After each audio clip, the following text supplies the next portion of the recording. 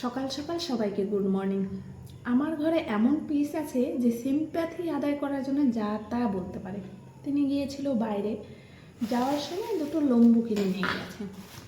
এবার রাত্রিতে ফোন করেছি 11টা-12টার নাগাদ, খেয়েছো কিছু? না খাইনি, ওই লম্বু দুটোই খাবো, এত ভিড়ে কী খাবো ট্রেনে। পরের দিন সকালে ফোন করলাম, তো সেই গরম, তুমি খোঁজ খবরও নাও না, খেলাম কি মরলাম, নিজে তো ঘরে বিন্দাস শুয়ে আছো, খাচ্ছ দাচ্ছ। বলো ওই লম্বু দুটোই খেয়ে আছি। ওই সেই লম্বু দুটো। আসার সময় বলছে মরলাম কি বাঁচলাম খোঁজ খবর তো নাও না, তোমার জন্য একটা গিফট আছে। গিফট হচ্ছে এই যে এটা, 50 টাকার এত বড় ডাব্বা। ভাবা যায়, যেখানে 150 টাকার এইটুকু দেয় সেখানে 50 টাকার এত বড় ডাব্বা। এসেছে, খুলে দেখি জঘন্য, গরুও খাবে না। সিম্প্যাথি আদায় করার জন্য কি কি না বলতে পারে। এমন পিস কার ঘরে কটা আছে? আমার ঘরে তো একটাই আছে।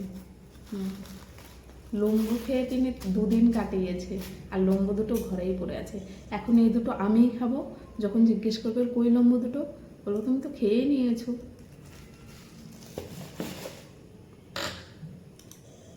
সে করতে পারে, আমি করতে পারবো না? দাঁড়াও, যেমন কি বলে ওল তেমন বাগা তেঁতুল। হুম।